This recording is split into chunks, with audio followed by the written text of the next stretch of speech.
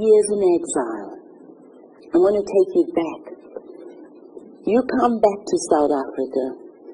30 years, would you say, I hate what they had done to me? I think I got over that a long time ago. When I was away for all those years, I never lost hope of coming back home.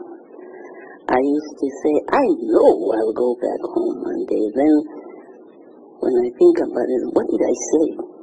Then I tell myself, well, if you don't think so, then you might as well lay down and die. In one article, in fact, you say, given a choice, I would have certainly selected to be what I am, one of the oppressed instead of the oppressors.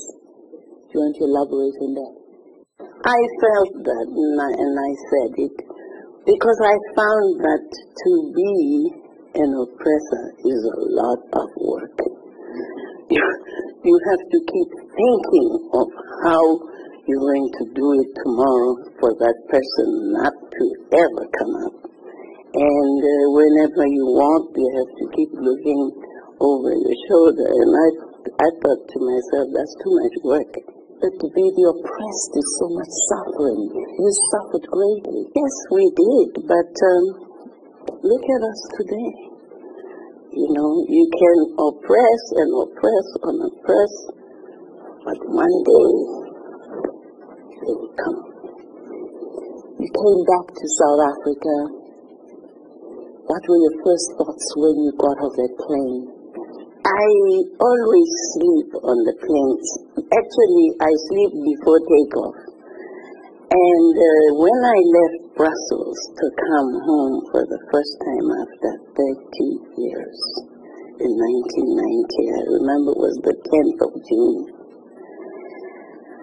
I couldn't sleep on the plane because I was so excited and so many things going through my mind. What are they going to do to me? How am I going to find a home? And, you know, because it was so long. And I couldn't sleep. When we touched down, I kept pinching myself. Am I really in South Africa? Am I really in Johannesburg? And then we got out of the plane. The lady said, follow me. I said, that's it. We go and the door opens and all these cameras. And Brenda Fassie belts out the national anthem.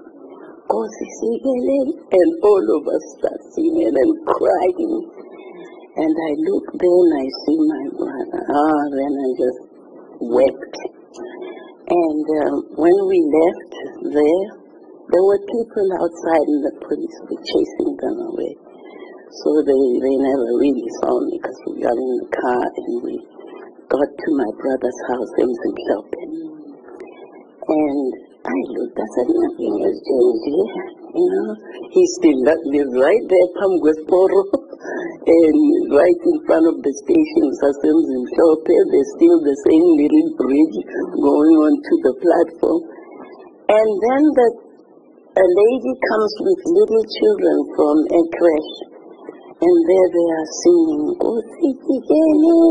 Africa.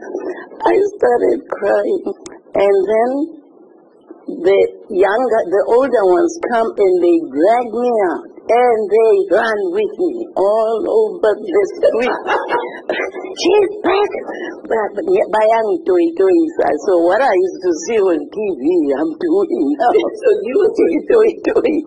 And then when I came back, I was so tired. I said, I'm not sitting down because I must go to my mother's grave. Because I wasn't able to come home and my mama died. So everybody from Felicia Mabuza and Brenda were holding me on both sides when we arrived at the Mansfield Cemetery. And so we found the grave, and I literally sat on my mother's grave and cried and asked for her forgiveness that I was not able to be there when she was taken to her Rest in peace. When you left, obviously, there's a song I remember as a little girl that said it all. There were two friends, I am living.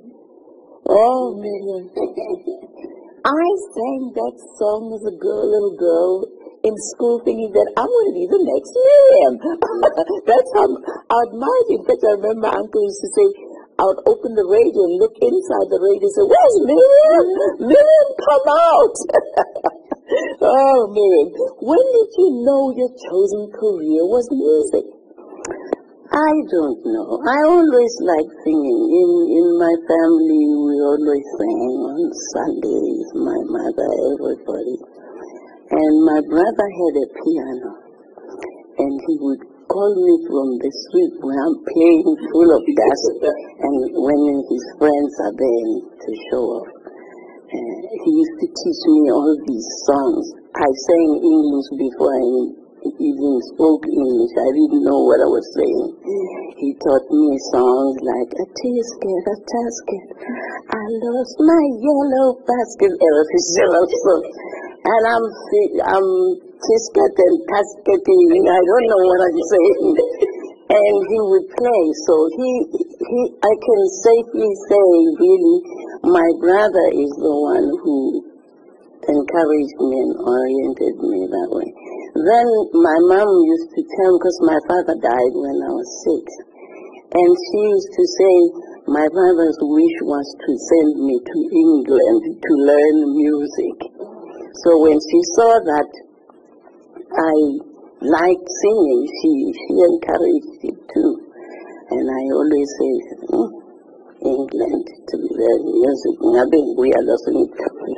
What do you say about how we look at South African artists? And just tell them, the truth about how we live. And then I tell them, I'm not the only or the best singer from my country. There are so many others who could even do better than I'm doing. But I was lucky that I had a chance to leave. Those others are not able to come here but one day, when that day comes and they open that lid, you will see what will come out of that pot called South Africa. Just reading your story, your book, and all the articles about you, then here it is, South Africa at some point, the Afrikaners saw you as, quote, dangerous and a revolutionary. But then at the same time, here you are in America, you're the darling of the American public, and later they turned against you for getting married to Black Panther leader Stokely Carmichael then. Yes, I wouldn't say the American people turned against me. And Stokely was not a Black Panther. He was the leader of the Student Nonviolent Coordinating Movement. Why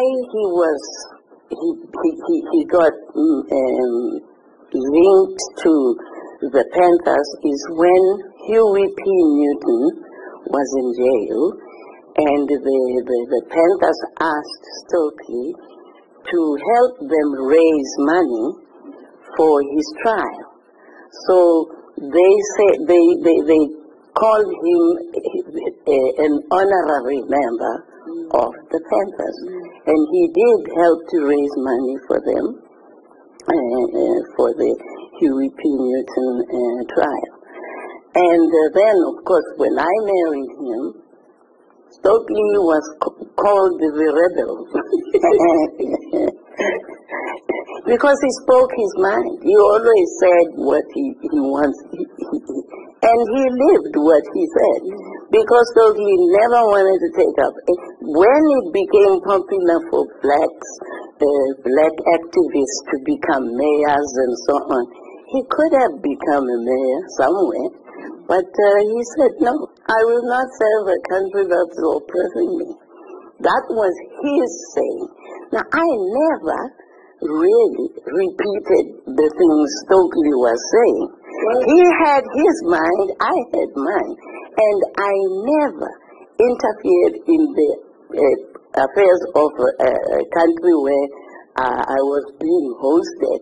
I let them say it. I did raise funds for different movements, NAACP, for this one, for Dr. King, and so on. I joined other artists to raise funds because those were good, were fundraisings for good cause. Isn't this ironic? All you knew that you went abroad to be a singer, and all of a sudden you're seen as a politician. So they said, yeah, that Miriam Makeba, she's always singing politics. I say, hey, wait a minute. I do not sing politics. I merely sing and tell the truth. So if my truth becomes political, then About Stokely, he was your third husband, wasn't he? I won't go through that. I'm not going to count them. Another husband that I also really love and admire, in fact I realized we have something in common. We're both Geminis, born in June, was Sonny Pillay, who wrote a beautiful song for me called Oh So Alone. It's a beautiful song. Can you sing it for him? I'll try. In the throbbing city traffic, on a leafy country lane, on the teeming sandy beaches, in the summer heat or rain, I walk alone.